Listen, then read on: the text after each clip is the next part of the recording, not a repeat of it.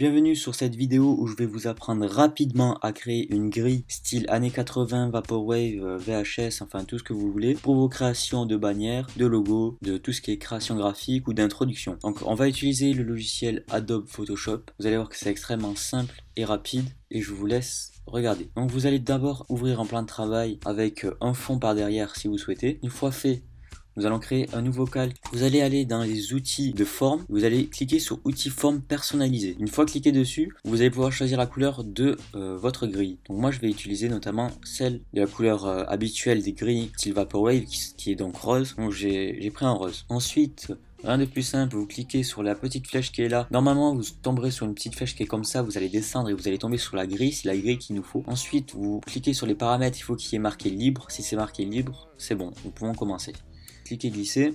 On maintient Shift. On maintient Shift pour pas faire de déformation. Voilà, on maintient Shift. On crée donc un premier carré. Une fois le premier carré, enfin la première grille créée, nous allons pouvoir la dupliquer. Donc c'est Command J sur Mac. Vous allez la faire glisser et avec vos petites flèches, on va faire comme s'il n'y en avait qu'une, enfin que ce soit vraiment collé comme ça. Une fois que c'est bon, nous allons pouvoir redupliquer ça une fois et refaire la même manipulation que tout à l'heure.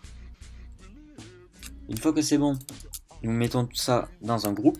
Voilà, je vais marquer grid et nous allons pouvoir passer à l'étape suivante. Donc l'étape suivante va permettre de donner du relief à votre grille. Vous allez voir que c'est extrêmement simple. Vous allez dans édition, transformation, perspective. Vous allez venir en haut et faire glisser comme ça sur le côté. Pareil en bas, mais à l'inverse. Une fois que c'est bon, vous pouvez re-régler votre grille et voilà le résultat. Donc après, il y a plusieurs réglages à faire. Il y a plusieurs réglages à faire avec la perspective, mais aussi avec la transformation normale. Voilà, vous pouvez lui donner plus ou moins l'inclinaison que vous souhaitez. Vous pouvez jouer avec l'inclinaison, avec la hauteur de la grille, avec tout ça. Et je vous laisse tout simplement découvrir par vous-même. Suite à cette vidéo, j'avais fait une vidéo auparavant, comment faire une grille style Vaporwave VHS mieux que celle que vous avez en face de vous sur After Effects. Et vous allez voir que cette vidéo est dans la description. Donc vous pouvez aller dans la description, voir la vidéo. La grille est mieux faite et il y a plus de perspective. Après, si on arrive à vraiment bien jouer avec les grilles sur Photoshop, avec la perspective, avec la transformation, on peut aussi faire un résultat qui est satisfaisant. Sur ce, je vous laisse. Je vous souhaite une